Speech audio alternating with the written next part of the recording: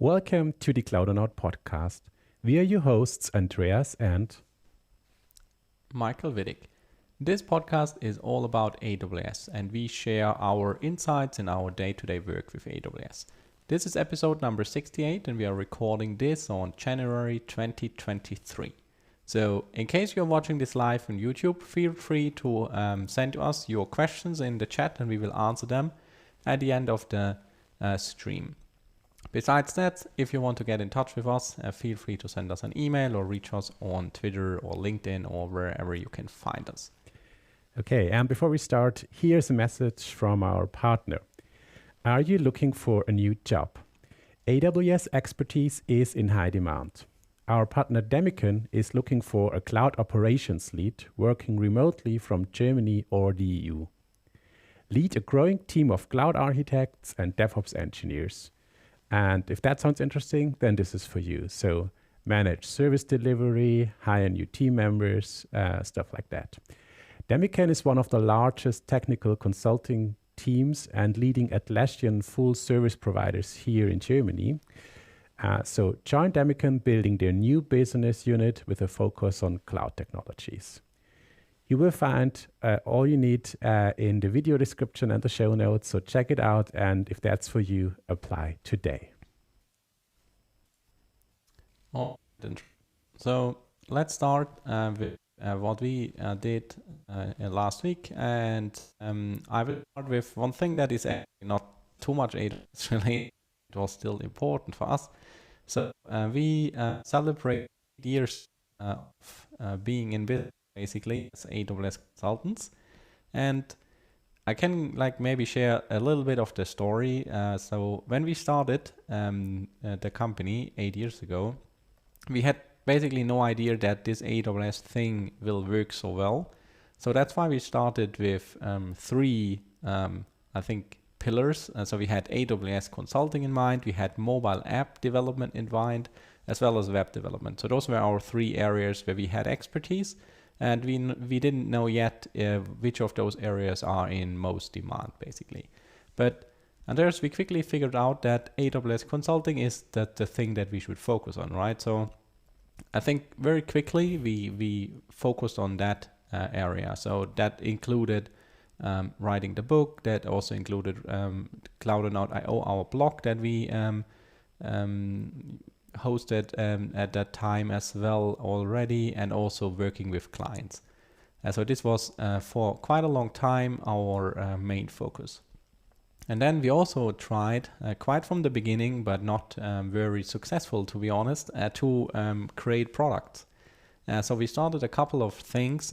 We also closed lots of them before or a couple of years then later. But today, we don't do much AWS consulting anymore as well. So what we do now is we create products that are somehow related to AWS.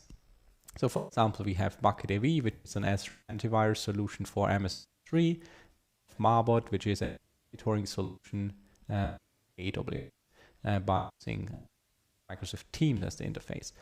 Of course, we also have cloudonaut blog, the YouTube channel, which we still update and add new on. This is now going on for 8 years.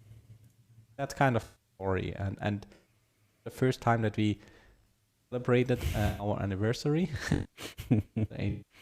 This was the first we did it. Yeah, and maybe I think one thing that is very interesting of the story, because from the beginning, we did consulting, and this was basically the thing to get the cash flow up and running.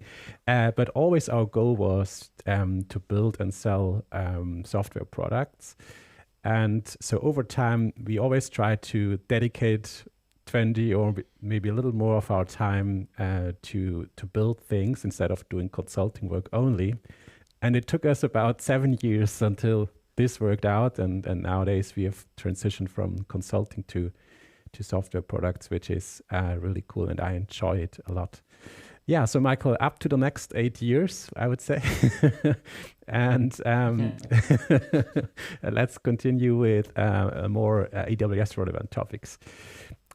So Michael, a few weeks ago, I was frustrated because I tried to upload a huge amount of data from my external disk to S3. Because over the past month, we have been recording a lot of video content. So especially our weekly show is just adding every week, I don't know, a few hundred gigabytes to my disk. And so I wanted to archive that data to get rid of it because probably I will never use it anymore. But I don't want to throw it away because I might want to edit some things later or stuff like that. So I wanted to upload it to S3, but it turned out that doing so is really frustrating. I tried to upload it with the AWS CLI, and then, I don't know, things like my internet connectivity resets every day, or my credentials from AWS SSO are only valid for, I think it's 12 hours and stuff like that. So long story short, it was really a nightmare to upload all that data, and I was frustrated about that. So I decided, oh, let me order an so-called AWS Snowcone. And the Snowcone, Michael, is it's a device of the size of a tissue box, I would say. And you can use it to upload data to S3. So that's basically how it works. So the Snowball, I think, was the first device that AWS launched, and then later they announced the smaller one, the Snowcone. And so I ordered such a Snowcone device. So it's very simple. You go to the AWS Management Console, create a so-called job in the Snow family service, and then basically by doing so, you order the Snowcone device. Then UPS arrived at my door and handed over the Snowcone. And then I tried to get it connected to my MacBook. So basically what you have to do is you have to unlock the device, you mount an NFS share, and then you use NFS to transfer your data to the device. So this was what I've been doing. And so actually this was a really fun thing because I uploaded, I think it was around 1 terabyte of data, which I uploaded to the Snowcone device. So a lot of data laying around on my external disk. I moved it to the Snowcone over an Ethernet connection, which was very fast. Then I dropped it off at the UPS shop nearby. And 2 or 3 days later, it arrived at the AWS data center in Ireland, and then AWS copied the data from the device to the S3 bucket, as you imagine, so very flawless. And now the data is archived on S3 and there in case we need it, or just laying around if you don't need it. But my external disk is now free for future recordings, which I enjoy a lot. So yeah, I think I never had a use case for it, and I'm happy that now I had. It was fun. Maybe one thing that I didn't expect or I didn't thought about is, so this whole thing costs. So ordering the smallest Snowcone device is $60 for the job. And I think there is included is 5 days of the Snowcone device being on site at our place. And but the AWS pricing page says plus shipping. And actually, there was no information about how much shipping will cost. And what I didn't think about is that because I ordered the device in the region Ireland, I think the device came from Ireland and was sent back to Ireland. And the data was imported there. So shipping was, compared to the $60 for the device, quite expensive. So around $90 for shipping the device from Germany to Ireland and back and forth. So that's at least what we see on our AWS bill. So yeah, maybe when I do it next time, it would make more sense to upload the data to a bucket in Frankfurt, which is much closer to where we are located. Yeah, but other than that, I think this was really cool. I will definitely do it again. And I recorded an how-to video, how to use AWS Snowcone to upload data to S3. So I will release that later today. And if you're interested in the details and how to do that, check that out. Yeah, that's pretty cool. And what I was really like, kind of, I mean, I know that this is how it works, but it's kind of crazy. So that the device itself is not packaged in any way. So they send the device as it is to you. So there's no packaging around it. So that's really cool. So I think you mentioned that the UPS person was really also surprised about what he shipped to you here because it looks quite cool. He wanted to know what this is all about. I think it's really cool. The whole process seems to be very, very streamlined, automated probably in many ways. Really cool stuff. All right. So Andreas, I worked on something that I want to share as well, and it's related to the SSM agent. So what we do is we have a very few EC2 instances running, but we have a few running. And what we do there is we use the SSM agent. Like we have the SSM agent installed on those devices. And then we use what is called SSM Patch Manager, which is basically, I would say, a maintenance window that triggers a document that then installs patches according to a default patch baseline that AWS defines. Okay, so that was working very well for a very long time. And out of a sudden, a couple of months ago, this maintenance window was failing and we received alerts in Marbot because it was an event, a bridge event was sent out and Marbot catches that and forwards to our Slack channel. And I was kind of wondering, okay, what's going on here? And first problem is there is the logs are really, it's not so easy to actually get the logs. So by default, you see some logs in the UI, in the AWS SSM UI, but they are truncated after I don't know how many characters. The problem is with the patch manager document, it dumps out a lot of not important stuff. So that basically everything that's important is truncated. And because there's so much stuff that is printed out before. So I had to first figure out how to get access to the logs. And then it turns out there are basically two ways.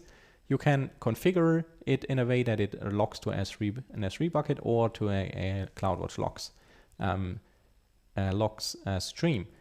So I did that and I looked into the log stream and I still couldn't find any information why it's not working. I mean, I could see there is something going on, but I couldn't see why it's failing.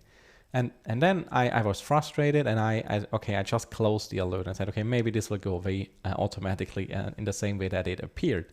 But of course it didn't, right? So next week, because it runs every week, I received the same alert and then I just closed it. I was not interested in looking at it again. And then again and again and again.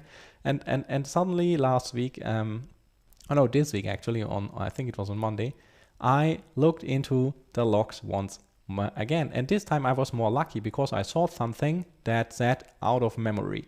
And I think I never saw that before because the agent basically always crashed before it could ship the logs. But this time, for some reasons, I was lucky and I saw that this is related to memory. And turns out that the instance is a very tiny one. It's a T3 nano instance. So it has, I think, half a gig of memory. So what I did is I created a swap file. I mounted a swap file, like a 1 gigabyte swap file. And then it's working again. So basically what they did is, for some reasons, I don't know if they updated the SSM agent or if just the patch manager thing is growing and growing and growing. But for some reasons, we were running out of memory and that's why it was not working anymore. And we couldn't see that it was running out of memory because the log was not shipped anymore because there was no memory anymore and the process died. Yeah, so that's it, Andreas. I finally fixed it and I hope we have now an up-to-date EC2 instance for the next couple of years without any further debugging from my side. Yeah. And I will share I can share the commands to create such a small file because it's kind of, we use it in a couple of places. So yeah, I mean, it's not very performant or anything, but it's just it's a quick fix and sometimes it just helps you to get the job done. Yeah. So I will share the commands in the description after the recording. Okay, very cool. So I have one more thing for this week. Last week I was working on some Terraform code, and actually I stumbled upon something that I just didn't know about. So I had the issue that I was using the Terraform AWS module for VPC that Anton is maintaining.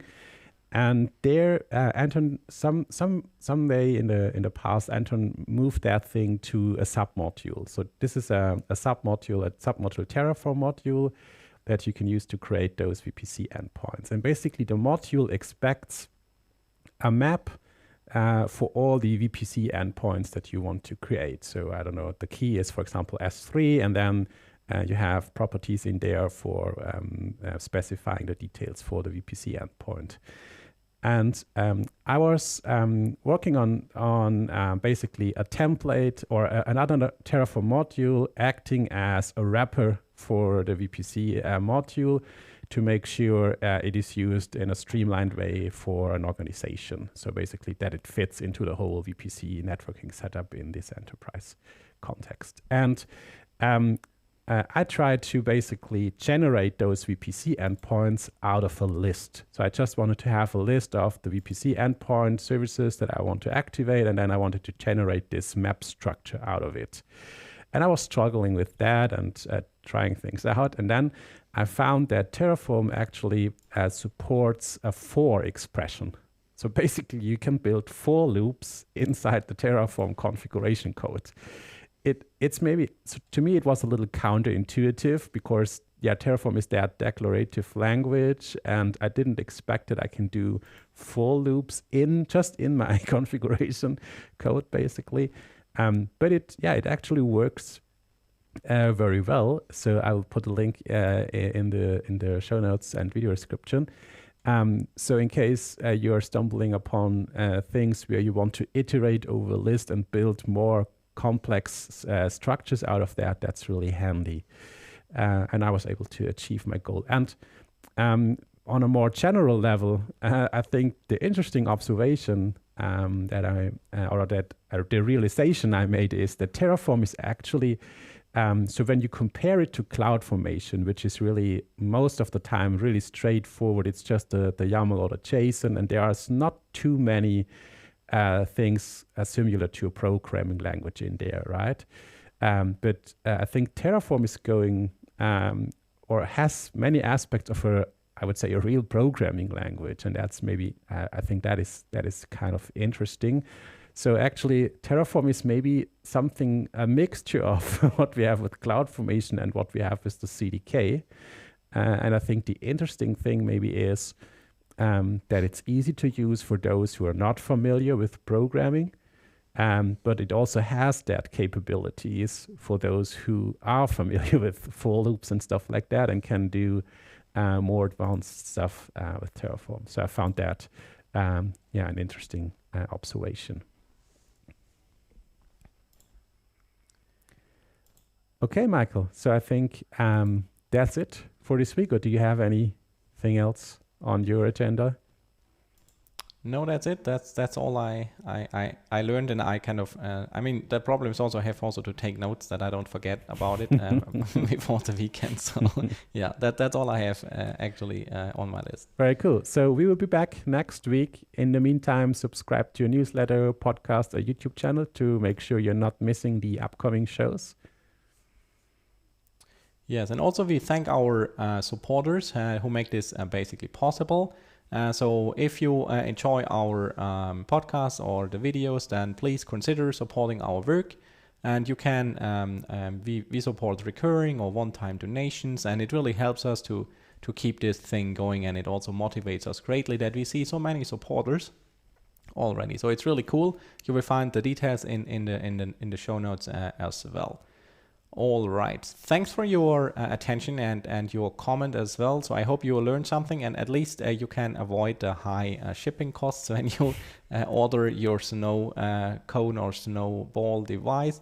I don't know about the truck actually, Andreas. I don't know how much shipping that costs, but maybe you should actually ask someone before you order it.